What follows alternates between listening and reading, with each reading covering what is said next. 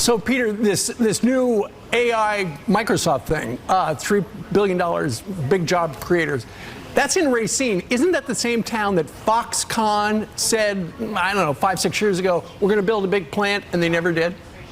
Yes, and that was a huge Trump announcement back then, and he said the factory was going to be the 8th wonder of the world, but then Foxconn decided to really scale back their plans, and the land is still available, so Microsoft is going in. It's going to be good for those people. I don't know how many more examples you need of the fact that Donald Trump spent his entire presidency promising shiny things, but failing to deliver at every turn. He promised infrastructure, never delivered. He promised jobs, never delivered. He promised a middle-class tax cut, never delivered. He promised a healthcare plan, never delivered. Donald Trump's entire presidency is a black hole of populist promises. It took Biden to actually deliver on all of Trump's pie-in-the-sky promises. Today, Biden's in Wisconsin to unveil a $3.3 billion, with a B, investment by Microsoft to build an AI data center. In a twist of poetic irony, it is the exact same location where Trump promised a Foxconn facility that would be the 8th wonder of the world 7 years ago. The 8th wonder of the world. One that, surprise, surprise, never actually materialized. Again, Trump made empty promises, Biden is actually delivering on them. Our country's proud manufacturing legacy. Well, we had Infrastructure Day every week for 4 years, didn't build a damn thing. He and the administration promised a $10 billion investment by Foxconn to build a new manufacturing complex, create 13,000 new jobs. In fact, he came here with your Senator, Ron Johnson, literally holding a golden shovel, promising to build the 8th wonder of the world. This is the 8th wonder of the world. Are you kidding me? Look what happened. They dug a hole with those golden shovels, and then they fell into it. Look, they didn't shovel other dirt. They did shovel some dirt.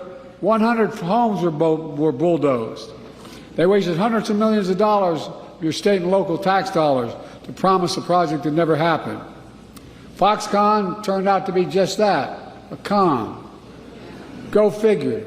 This major news is being quite well received in Wisconsin, which stands to derive massive benefits from the investment. That was made clear by Wisconsin Democratic Party Chair Ben Wickler from the event today. Hey, this is Ben Wickler. I am in Sturtevant, Wisconsin, right by Racine, where President Biden just made his announcement with Microsoft about a $3.3 billion investment to build an AI data center here in the community where President Trump promised the 8th wonder of the world and then completely choked. President Trump was here with his golden shovels digging a hole, and then as President Biden said, Trump dug a hole and then fell in it. When Trump promised to bring jobs and to build a facility here, nothing actually came of it. They bulldozed people's homes, and then they walked away.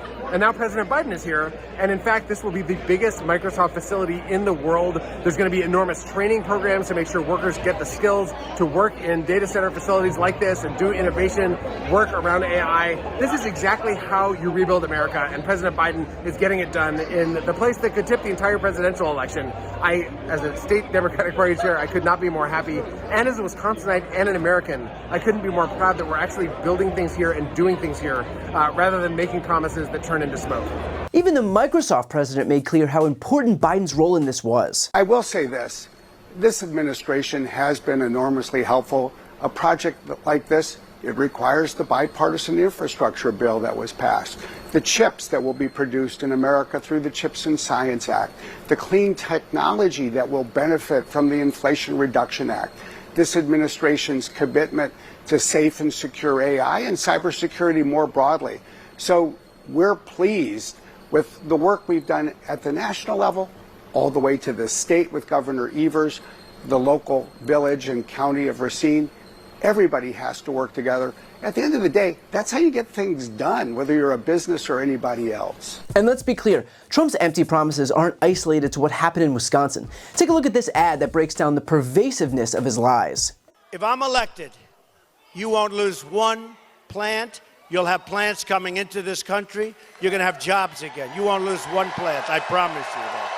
The $10 billion Foxconn investment in an LCD plant in Racine County that never arrived. That land remains mostly empty. Those jobs have left Ohio.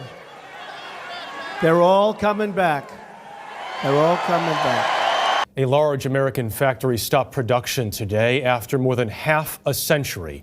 1,600 workers at the General Motors plant in Lordstown, Ohio, are affected by this. It's hard to even fathom that I'm not going to be coming back tomorrow. No more empty factories that sit there and rot. Operations at GM's Warren transmission plant end today. All the people that are left inside know this is their last shift here. In other words, this isn't a bug, it's a feature. Trump will say whatever he needs to say for your votes, but when push comes to shove, the only priority he actually cares enough about to deliver on is tax cuts for millionaires and billionaires. Do not listen to what he says, watch what he does.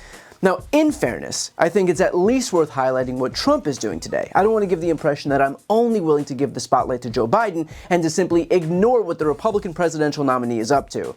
Turns out, Trump is spending his day off from his criminal trial, where he's being prosecuted for 34 felony counts of falsifying business records, to hide multiple affairs he had with porn stars and playmates from the country while he was running for president, to host a dinner at Mar-a-Lago for people who bought his NFT trading cards.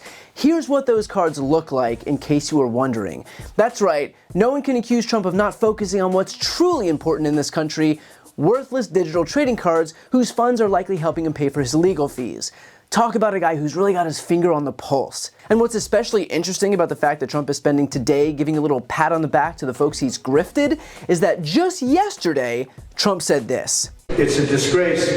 In the meantime, I'm stuck. I'm here. Instead of being in Georgia, instead of being in New Hampshire, instead of being in Wisconsin, and all the different states that we wanted to be in, we're not able to be there because we're stuck in this trial, which everyone knows is a hoax. That instead of being out in Georgia, he's stuck in court. Funny how the moment he's not stuck in court, he's out greasing his fans who gave him more money. I've said it before and I'll say it again, Trump does not care about you, he cares about himself. He is not in Georgia because he doesn't care about Georgia, he cares about his money and his power. And so he will only try to give an incentive for more people to give him more money so that he can get more power.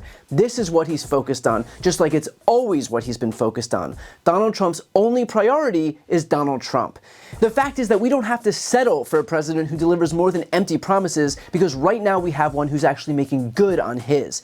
With Biden, we have an infrastructure law that was a punchline during the Trump era. We have over 15 million jobs added that were promised during the Trump era, and then he failed to deliver. We have manufacturing surging back to the US, which was promised during the Trump era, but he never delivered. We're taking care of our veterans with the PACT Act, which was promised during the Trump era, but never delivered. We're lowering healthcare costs and getting the government to negotiate lower drug prices, which was promised during the Trump era, but never delivered. We are passing gun safety laws and codifying marriage equality into federal law and removing marijuana as a Schedule I drug. This is what it looks like when a president and a political party don't just dole out empty promises for votes. It's what it looks like when those promises are actually made good on. The sad truth is that Republicans are incapable of delivering on their promises because they are incapable of governing. The last 2 years have shown us that it is an accomplishment if they can manage to keep the government open. It's an accomplishment if they can manage to keep their own speaker in place. These people have had 2 years in power and have overseen a historically ineffective Congress, wasting 16 months on an investigation into Hunter or Joe Biden that went exactly nowhere, and also attempting to pass a bill protecting gas stoves that were never at risk. Objectively speaking, this Republican governing majority is a joke. This isn't happening in a vacuum. It is what we risk by electing any more Republicans in November.